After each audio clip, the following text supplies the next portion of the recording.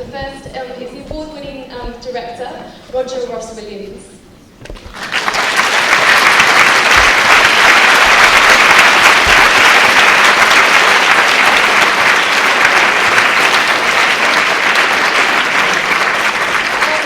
And then we have Ron and Cornelia Suskind.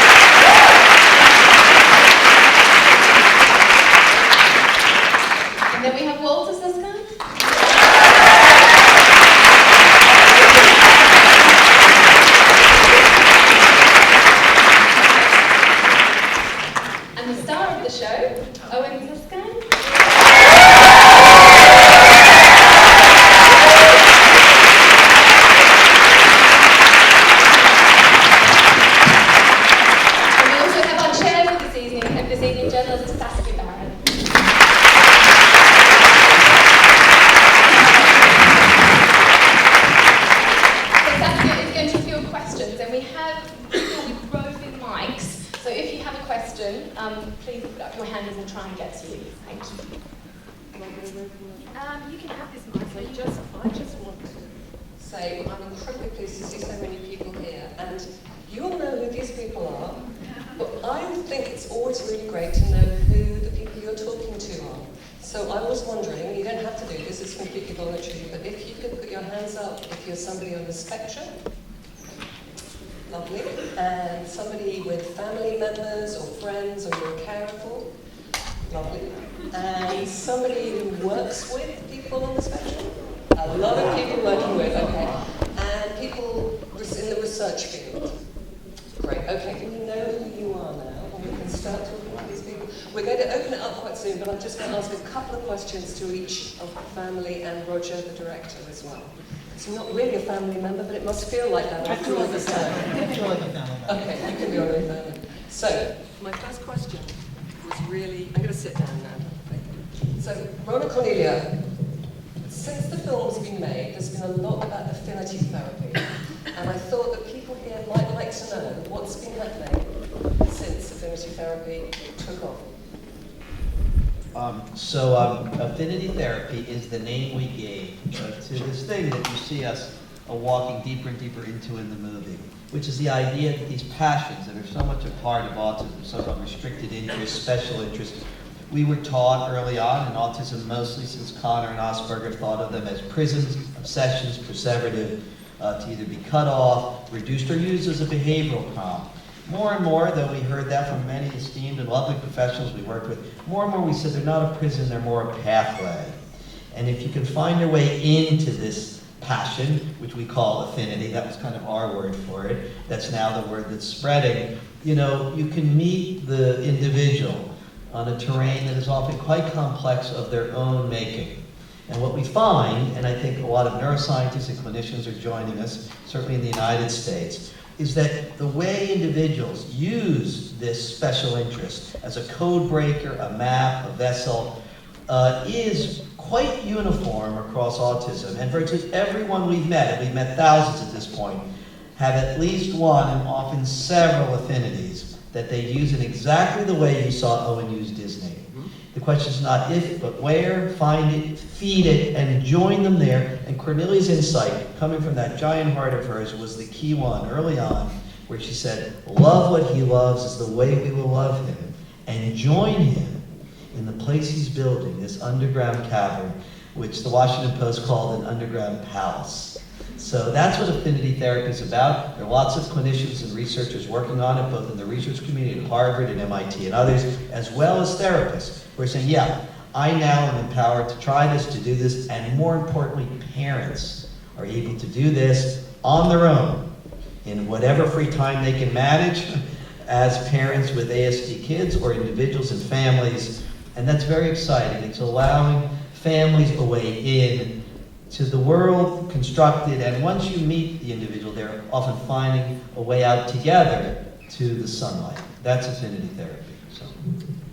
Cornelia, I was wondering if Owen hadn't been into Disney and had been into something else that didn't have language. I'm thinking in Britain you'd be into Shaun the Sheep or Pingu, which are fantastic narratives, but there's no dialogue in it. What would you, I know quite a lot of autistic children who really love those kinds of just pure, this is no language. What would you have done with it in that case?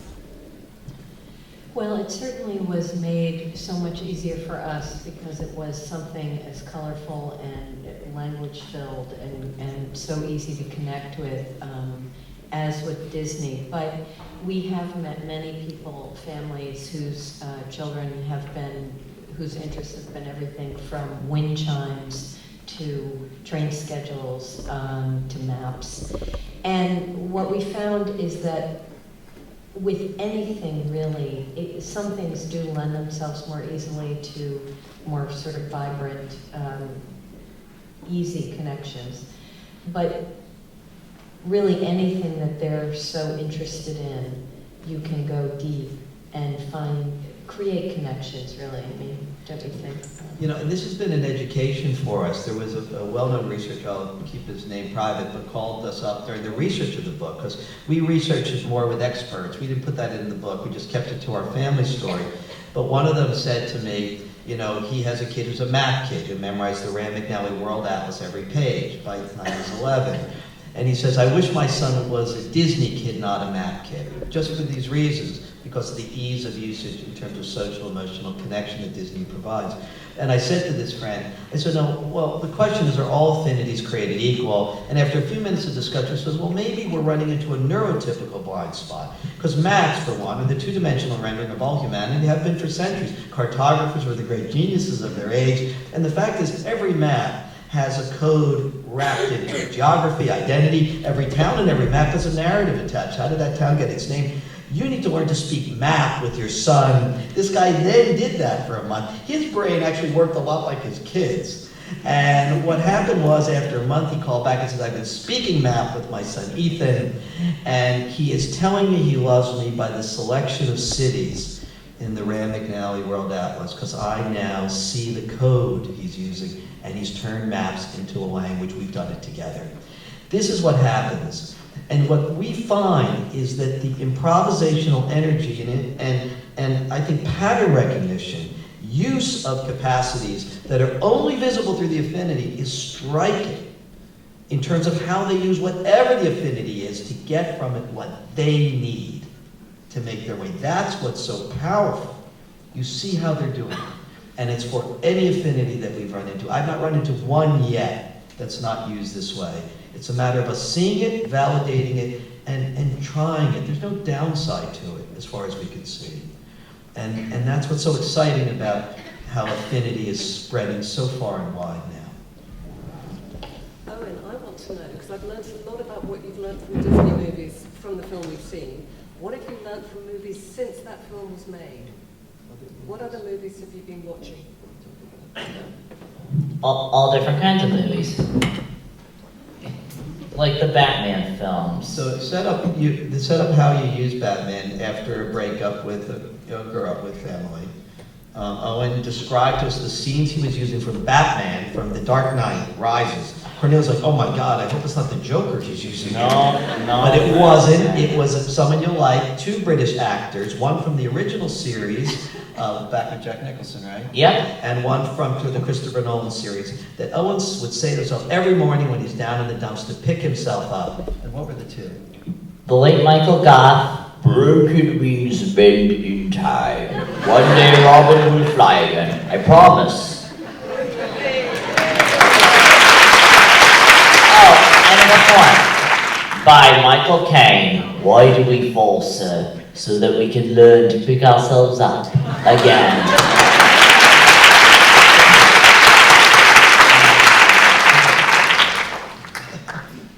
Owen, what would your advice be to parents who are worried about their child having a special interest, and what would you say to them?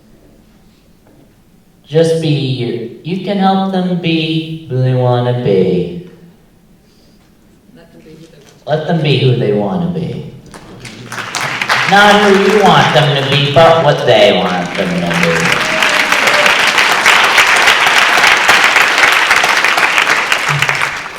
Can I ask Walter a couple of questions? Okay. Walter, How do you feel, I wonder, as a sibling, because I'm a sibling too, how do you feel about the camera following you and Owen around, and you sharing your worries about your family and the future and what might happen with the rest of the world? It's kind of an opening up moment. Yeah, sure. In terms of the cameras, you know, I think after a little while we started getting used to them.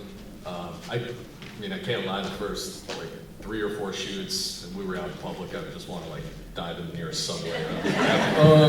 But you know, slowly but surely, you know, the film crew is, you know, you joked earlier, but you know, they really became a part of our family. They were there for birthdays, they were there for holidays, and it was a small group, and you know, we got so closely attached to them that, you know, we really felt comfortable opening up. And I think with that scene on the dock, you know, that's something I think every sibling of someone with autism or any disability feels really acutely from a young age, that, you know, we, in a lot of senses, grow up a little bit faster than other people. The idea that, you know, our journey of taking care of someone won't end with our parents, and we're going to be walking that path with Owen and, you know, the millions of other people like Owen. And, you know, it's something that still, you know, it felt great to say, but it's something I still, you know, think about all the time. And one of the best parts of the last year or so since this movie came out is I've gotten to hear from other siblings all around the world. And growing up, I always kind of felt alone. You feel like you're the only one going through this. But you know what I've come to realize is that there's, you know, millions of us out there, these siblings that are all, you know, on this path. And one of the great things is talking to them and realizing, you know, we have power in numbers, that as our parents age, and I've had to apologize to my parents, I really hope they're around for longer than 20. But that, you know, there's a real opportunity for siblings out there to kind of band together and make sure that, you know, our voices are heard in this conversation, and that we're prepared for this role of, you know, really taking the wheel from our parents and making sure not just that our brothers and sisters like Owen are, you know, comfortable, but that they're, you know, fully realized in their communities, that the way we see our brothers and sisters is the way everyone should see our brothers and sisters. So, you know, I think going forward, we're going to really try and, you know, I'm going to try and work with as many other siblings and sibling groups as possible to, you know, raise awareness and make sure that, you know, we're providing the best platform we can to advocate for, you know, the millions of shining stars like Owen like that. Yeah.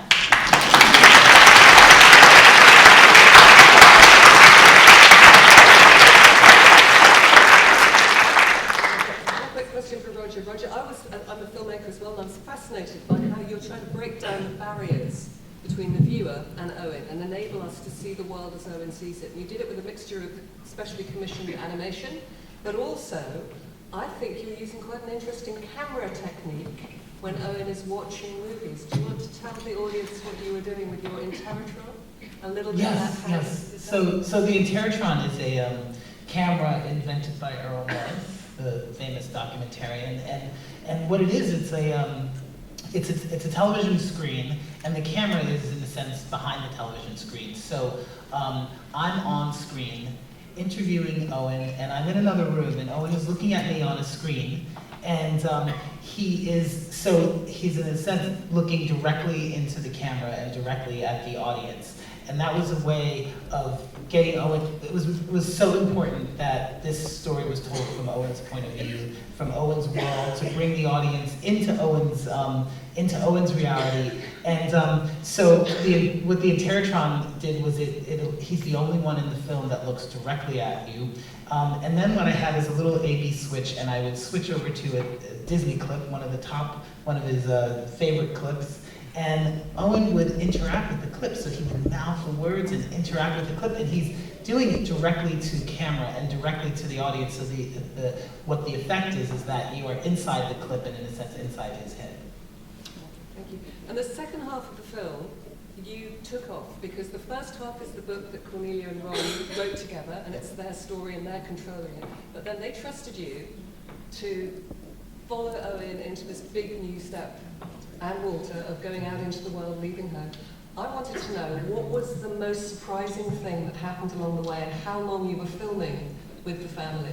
I filmed for about a year, and it was always important to me to follow Owen as he became independent in the current day, and we do that right from the beginning, and we flash back, as you just saw, to how he got there, to the backstory, to the stories from the book, the big moments of Iago and Peter Pan, and so that was sort of always the device that I was going to use, and the most I think, there were a couple of surprises, which you guys saw, which was Owen's relationship, and that was a tough time. That was a tough time for everyone.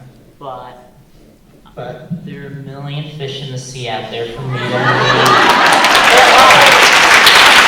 I'm gonna meet the next one.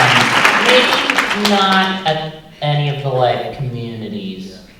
Someone I don't see every single day, just some days and some weekends. And Someone has worked through this. could be someone in Britain.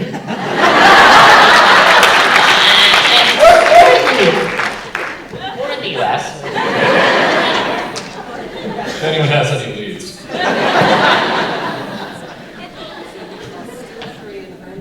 I am available. Should we find out if we've got some questions in the audience? You have any questions? Yes? There's one thing you've learned, or like, what's the biggest thing you've learned while making the film, or being in the film? Got the mic coming through. One more time. Yeah, say again. Sorry. That's okay. If there was one thing you've learned, like, what's the most important thing you've learned while making the film, or the biggest thing? Yeah. Sorry. What's the biggest thing you learned? Well, being myself. I'm being comfortable with myself. Just being myself. How many of you, I want to ask you a question. How many of you have seen the Peanuts movie last November? There we go one. That's one. That's a kindred right there. Red top. See that? Oh, Yeah. I've seen it in the US, actually. what? I've seen the Peanuts movie in the US. In the US? I've seen it twice last November. It's gotta be my favorite. You know what they say my friends in New England, DC, Arizona, and LA, and Arkansas will say, when a happy day comes, that I'll show the world that I'm the hero I am inside. Not reached there yet, but I will.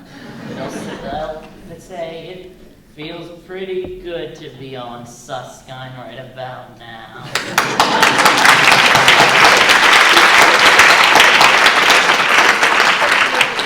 Yeah?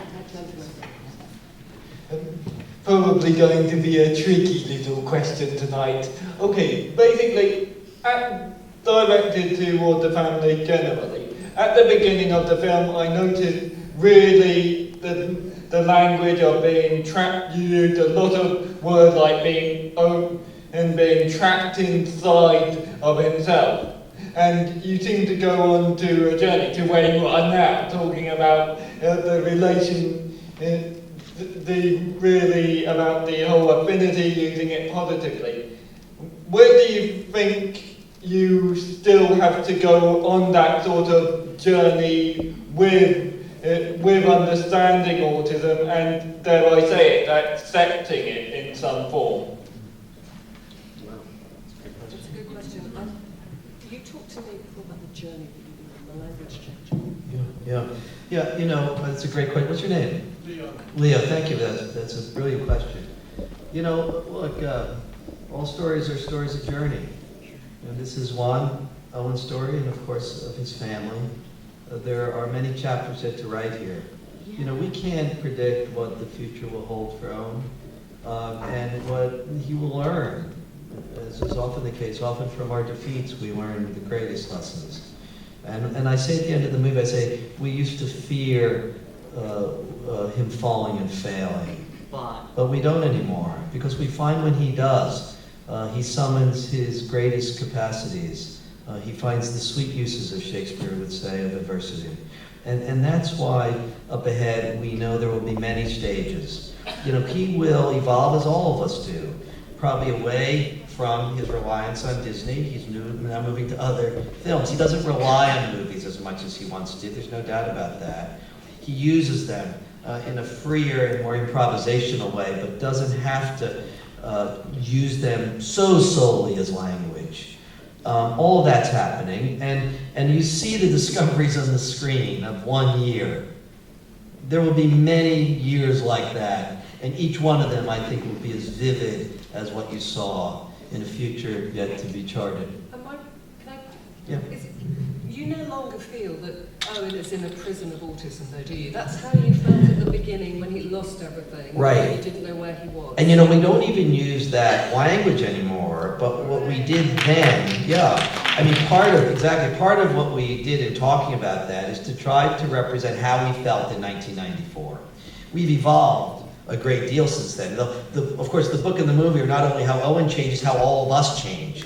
And at the time, we thought prison, we thought capture, we thought he was kidnapped and vanished. Of course he didn't. It's still Owen, before, during, and after. He went to a place where we couldn't reach him, as we had, and he was then doing what you see him do on the screen, working it out in ways for himself.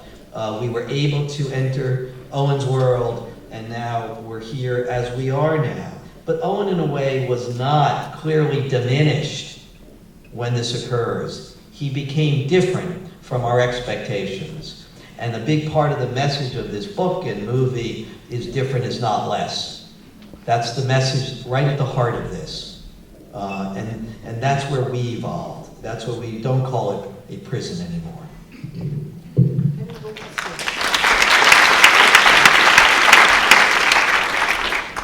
Hi, my name is Veganluke, and I work since several decades on drawings.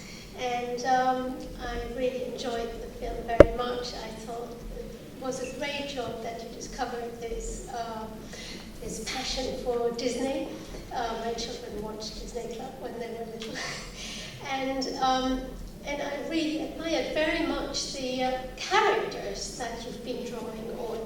And I thought they were really, really splendid, and you have a really great talent in drawing these characters. And I just wondered whether you ever tried drawing a comic strip or a picture story, a comic strip. Well, tell her about those that you draw every day. I draw every day. Tell them about those characters. Tell them about Fuzzbudge, and tell them about the Gortezel too. Well, Fuzzbudge is the villain that freezes people's brains and make them fuzzy. How about the Gortezel? He freezes people to not go anywhere until it makes their truths into lies. Owen's created many characters to match the challenges of his life, and the Gortezel was an especially kind of complex and diabolical one, where what he does is so powerful and seems so real, you can't discern truth from lie, which is a very, very powerful idea. And he has his character unfold in narratives. In the book, the 2,000-word story Owen wrote at the end of the book, The Land of the Lost Psychics, has other villains in it, including the Gortezel and others too. And it's just a way Owen could get at these big issues of life choices, of challenges we face, through this extraordinary tapestry of characters that he creates inside there. That's a great talent. Firstly, congratulations, Sean. It was a wonderful film. I think this is a question more for the director. I really found the music in the film very expressive and quite beautiful. And firstly, I was wondering how that kind of collaboration came about. And secondly, if I guess the family had any thoughts and feelings on the music used. Yeah, I'm glad you asked that, because the music is, to me, as important as the picture. And it was a whole process. I really wanted someone Owen's age to do the score of the film, so I found an amazing composer who was 23 years old named Dylan Stark from Portland, Oregon. And Dylan grew up watching Disney animated films, and he used the sounds from those films. He used the sounds from Owen. He used the sounds of VHS fast forwarding and rewinding to create a sort of musical language.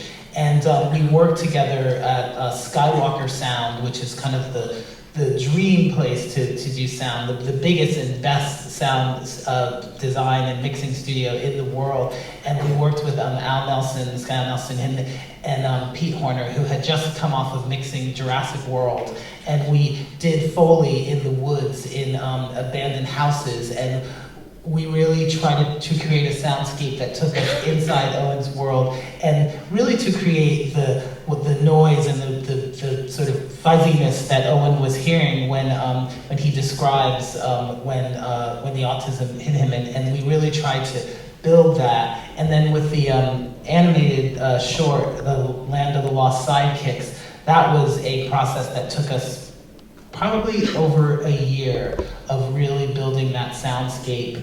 And it was, and then we all converged on Skywalker, which is this 3,000 microphones. Sorry about that. I have to say, we just got shortlisted for an Academy Award, and we just found out the second before we walked in here.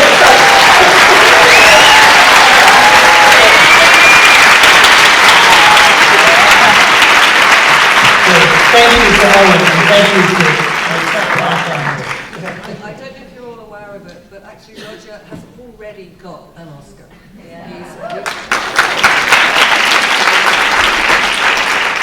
One of the things that fascinated me about the film was that you have a big interest in outsiders, in disability, in telling the stories of other people, and I wonder, is that from a personal perspective? Is it something in your history, or is it just you're drawn to them?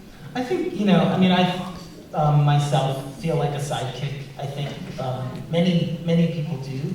And my goal always in my films is to give voice to people who don't have a voice, to give voice to people who people look past on the street. I made a short called Music by Prudence about a severely disabled girl without arms or legs in Zimbabwe who overcame it through her voice and her music. And that's always been a theme through my work. That's the only time I'm ever going to let somebody's mobile phone go off on stage. I think when you've suggesting, got your film shortlisted for an Oscar, I think that's Now, I think we are probably running out of time, but I just wondered if anyone has got anything else, especially for Owen, who loves talking. Yes? Person there? Yeah, great. So, Hi, Owen. How are you enjoying your new celebrity status? Good. Do you like being a celebrity? Like being a celebrity. Yes, but I'm not really a celebrity. I'm just an artist being celebrated.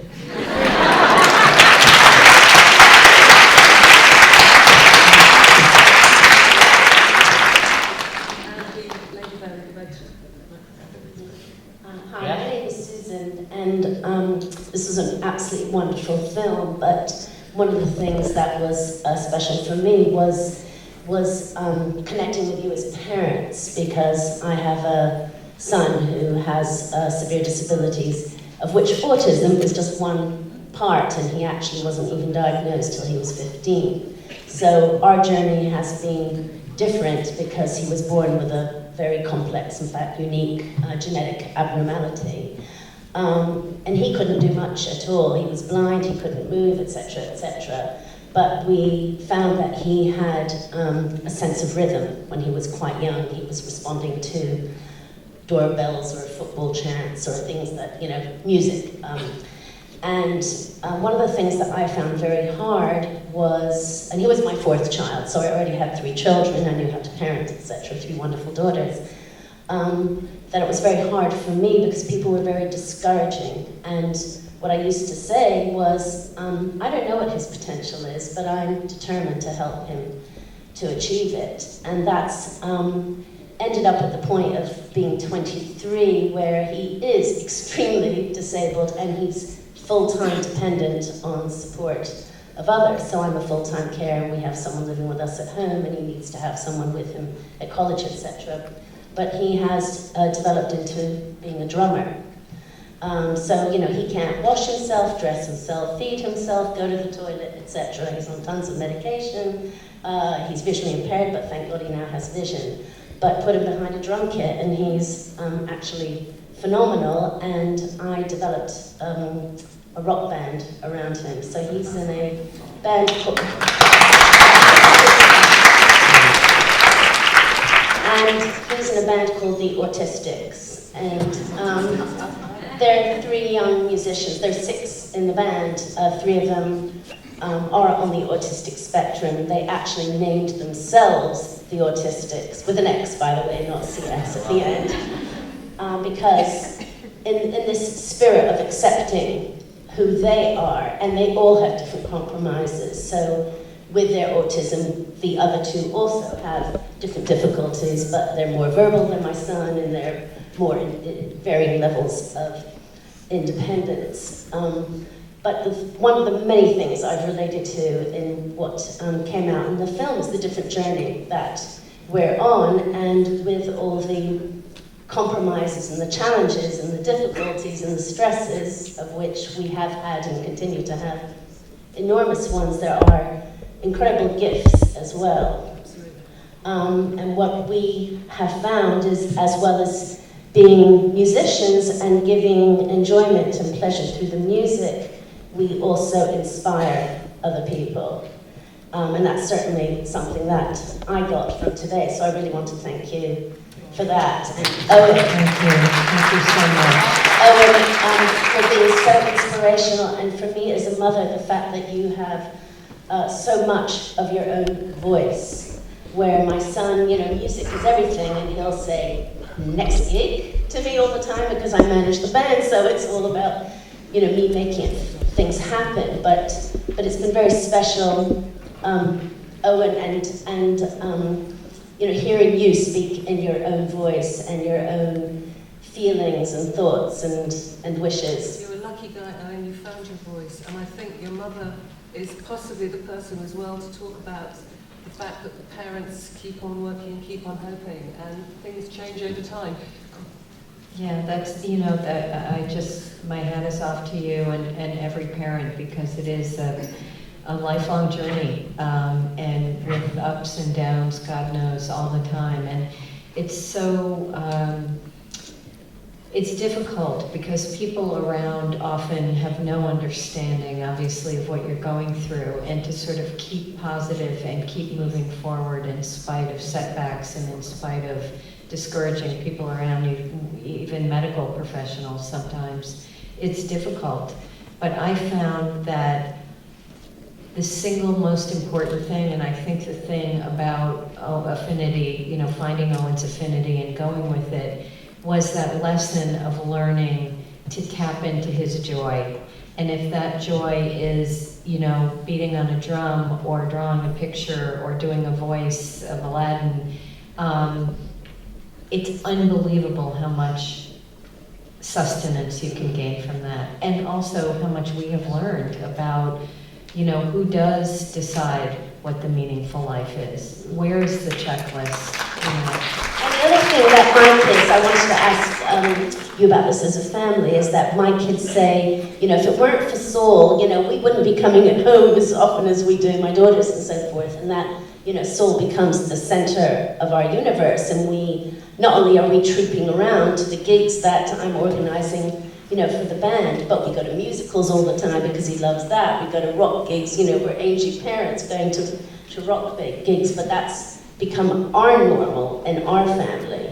And working out what works for Saul has shaped the family. Well, it shaped us too. And, and we're very much kindred. I think many people in the room see what we're saying to each other as a kind of shared conversation and narrative of what works in our lives and teaches us. Walter says, Owen is my best teacher. We all embrace that idea. And part of what's fabulous about this moment is that Owen brings such joy. Yeah, I can actually jump in here for myself. No, it is, and him, your son having this, army of siblings around him, and you saying, what is our normal? And your normal is music, ours is Disney, and when you're younger, you don't realize how it's shaping you. That your brother is this, and you are that. But as we age as siblings, and we gain these tools and resources and perspectives and strengths that we take for granted, and then, we come of age and we're all the better for it. And, a lot of times when I was younger, people would say, I'd say, oh, my brother's autistic, and they go, oh, I'm so sorry. And it always just seemed weird because, I'm not me without Owen. And I couldn't imagine any other life but this one. I think it's not just a count your blessings. You realize that, you are blessed to be, in this life, no matter how you are. And having Owen as kind of, it teaches you things you otherwise never would have. And, you're all the stronger for it down the road. And your other children will be there for, sorry, was your son's name Saul? Yeah. I wanted to ask you actually, just one last thing so other people should have a chance, but I was particularly moved by you, Walter, and thinking very much of my daughters during the film because I have this kind of conflict in myself because on the one hand, I say and I think and I feel they should have as normal a life as possible. And for now, while my husband and I are still able to be, the main drivers for our son, literally and metaphorically, that's okay. But in the future, I feel really torn because part of me also feels I absolutely want them to take responsibility for him because no one is going to care about him in the way that... Are you aware of the really great charity called SIBS, which provides... I'm a sibling. I have a 60-year-old autistic brother, so I'm a very elderly dad who's wonderful, but at some point I know me and my sister will be taking over, sorting things out. SIBS is a really great resource in the UK for getting support between siblings and conversations, and I'm sure there are other ones, but I really vote for that. I think we have to wind up fairly soon, but I really want to hear a little bit more from our artist we're celebrating, the voice master. And also the movie theater employee/wizard. Because next year, I'm going to tell you something. This coming December the 17th, I'm doing a re-release rerun of the Peanuts movie. And next year, in the spring and summer, from like March to July next year, I'm doing a re-release rerun of Zootopia, the Angry Birds movie, Secret Life of Pets. How many of you have seen the Disney animated film Hercules? Wow. So it's probably one of the underappreciated Disney animated films. But next year in June, the summer, is the big 20th birthday of Disney's Hercules. And do you think they should do a big 20th happy birthday re-release of Disney's Hercules next year in the summer? Well, I sent out a recommendation, a suggestion to my pals John Oscar and Ron Clements, the directors of that movie, also to congratulate them on Moana. And I'm opening my own movie theater too. If there are not that many good, fun, entertaining movies playing next year, if they're very lack next year, I have a plan. Owen's movie theater will be in his condo. He's inviting all of his friends, and he'll be airing movies in the condo, and bring popcorn and right treats. Orville butter popcorn, candy, snacks, and drinks. Yeah. And using my laptop to play the upcoming trailers and the Regal Cinema upcoming attractions and feature presentation that I see in the theater. Yeah, why don't you finish by giving him one of those special voices? How about which one do you want to do? Simba and Mufasa. Okay, well, tell them why we use this so much. So one day, if Mom and Dad won't be here, and I probably might someday have a family of my own if it happens, if I'm ready for it someday, I'll say, Dad, we're pals, right? Right. We'll always be together, right? Simba, let me tell you something that my father told me. Look at the stars. The great kings of the past look down on us from those stars. Really? Yes. So whenever you feel alone, just remember that those kings will always be there to guide you. And so will I.